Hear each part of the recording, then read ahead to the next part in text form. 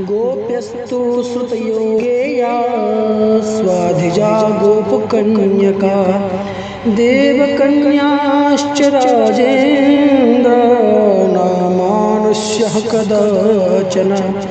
क्रम देविका में गोपी के विषय में श्री जीव गोस्वामी जी ने लिखा है कि जो सबकी रक्षा करती है, जो परब्रह्म श्री कृष्ण की रक्षा करती है, वह गोपी है। गोपा याति सकल मिदं गोपा यदि परम पुंसाम पुमांसम गोपी प्रकृति।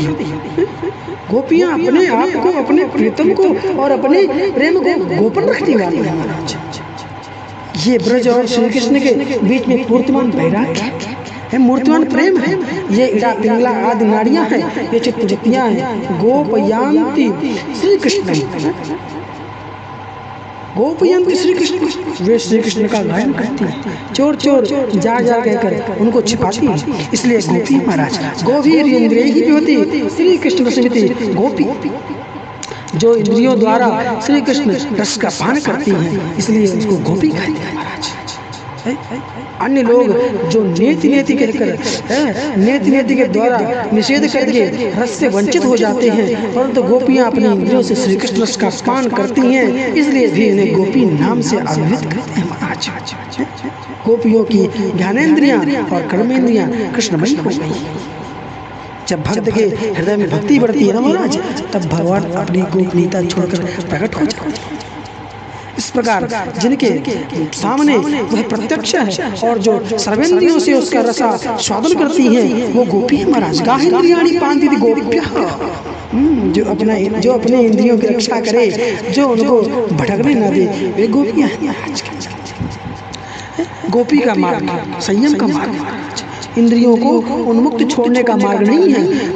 विषण्वती स्वात्मकतया विषण्यम विषयणम सवदन्ति इति विषयाः, जो स्वात्म भाव से विषयों के बांध ले, उसका नाम विषय है। नीयन्ते ज्ञायन्ते शब्दाद्या विषया अभीति मावा इंद्रियाणि, अर्थात इंद्रियों के साथ विषयों का संपर्क ही दुखदायी है। इस संदर्भ में गीता का यह वचनामृत भी ज्ञातव्य है। यदा संहरते चायं कूर्मोऽङ्गन्येव सर्वतः इंद्रियाणि इंद्रियार्थेभ्यः तस्य प्रज्ञा प्रतिष्ठिता।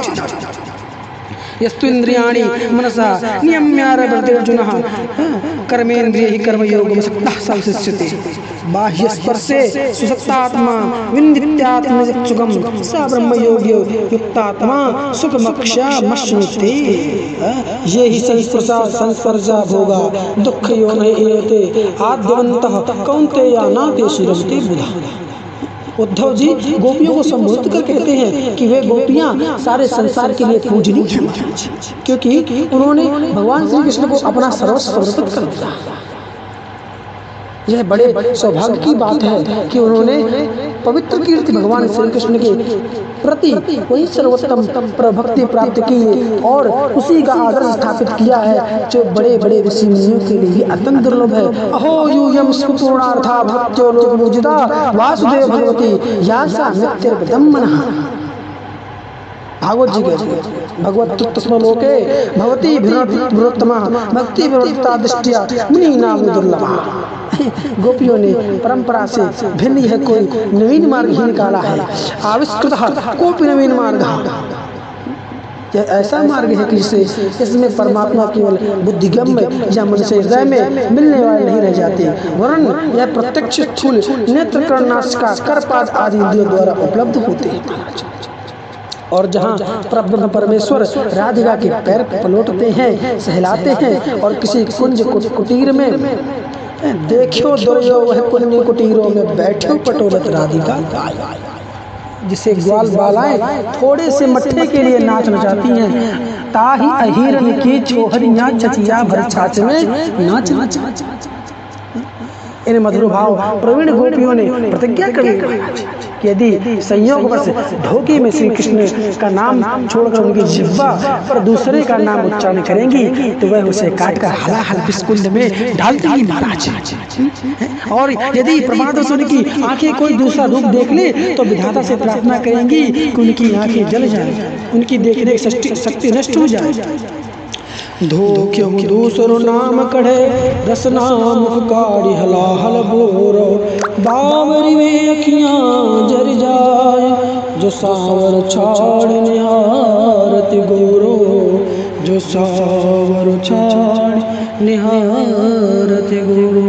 गोपियों ने अपना मन श्री कृष्ण के मन में मिला दिया था। उनके पास स्वयं मन नहीं था।